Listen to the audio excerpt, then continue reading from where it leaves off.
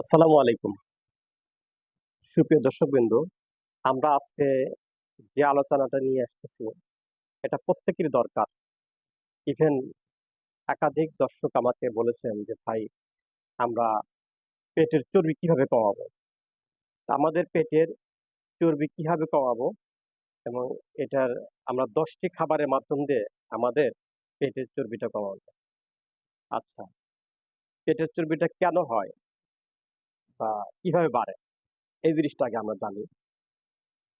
শরীরে মেটাবলিজম নামে একটি জিনিস রয়েছে, যাদের ফাস্ট কাজ করে এদের হচ্ছে চর্বিটা বাড়ে না। আর মেটাবলিজমটা যাদের স্লো গতিতে কাজ করে এদের হচ্ছে পেটে চর্বি বেড়ে যায়, ওয়েট বাড়ে। যাদের মেটাবলিজমটা ফাস্ট কাজ করে এদের ওয়েট বাড়ে না, আর যাদের মেটাবলিজমটা স্লো গতিতে কাজ করে এদের ওয়েটটা বাড়িয়ে যায়। আচ্ছা, ঠিক আছে, মেটাবলিজমটা ফাস্ট করার উপায়টা কি? তো ঠিক আছে, আমরা জেনে নিব কোন কোন খাবারে মেটাবলিজম খেলে মেটাবলিজম ফাস্ট কাজ করে কোন কোন খাবারে। আমরা এই জিনিসগুলো জেনে নিই। আচ্ছা, নাম্বার ওয়ান, আপনার ডিম। এখানে আবার মতভেদ রয়েছে। ডিমের যে ইয়েলো অংশটুকু এটা আমরা পারতপক্ষে চেষ্টা করব পরিহার করা যাবে, সাদা অংশটুকু আমরা বেশি খাওয়ার চেষ্টা করব। আচ্ছা, নাম্বার দুই, মাছ, আপেল। এরপরে আসে মিষ্টি আলু। মিষ্টি আলুটা খেলে মেটাবলিজমটা ফাস্ট কাজ করে। এরপরে ঠান্ডা পানিতে লেবুর রস। ঠান্ডা পানিতে লেবুর রস খেলে আমাদের যে কোষটা ভালো কাজ করছে। আমাদের মানব দেহের কিন্তু গঠন করতে গেলে বেশ কিছু জিনিস রয়েছে। যেমন একটা দালান বানাতে যাবেন যখন আপনার, বা বিল্ডিং যখন বানাইতে যাবেন, তখন আপনাকে ইট, বালু, সিমেন্টের দরকার হয়। তেমনটি আমাদের মানব দেহ এরকম কিছু জিনিস রয়েছে। আমাদের মানব দেহ তো এমনি এমনি গঠন হয়নি। আমাদের ভিতরে রয়েছে লিভার, ফুসফুস, কিডনি। এই জিনিসগুলি সচল রাখতে গেলে এই খাবারগুলি আমাদেরকে অবশ্যই খাইতে হবে। এগুলি ফার্স্ট কাজ করাইতে গেলে পরে এই খাবারগুলো অবশ্যই খাইতে হবে। তো ঠিক আছে, তারপরে আমরা আহ তাহলে লেবুটাকে ঠান্ডা জলে ভিজিয়ে আমরা শরবত বানিয়ে খাবো। হুম।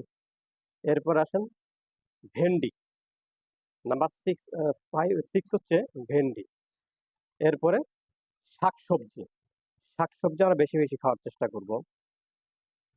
নাম্বার 8 হচ্ছে অলিভ অয়েল। অলিভ অয়েল যেটা আমরা বলি হচ্ছে জাম বা অলিভ অয়েল তেল, অলিভ অয়েল। হুম, অলিভ অয়েল। এরপরে হচ্ছে দই। দইটাও আপনার ফ্যাট কমায় দেয় আপনার। হুম। এরপরে হচ্ছে নাম্বার 10 হচ্ছে ভাত রুটি আমরা খাবো। এটাকে শরীরে এনার্জি বাড়ানোর জন্য খাবো, জাস্ট পরিমাণে কম। আমরা চেষ্টা করব ভেজিটেবল খাবারগুলি বেশি খাওয়ার জন্য, শাক সবজি এগুলি বেশি খাওয়ার জন্য।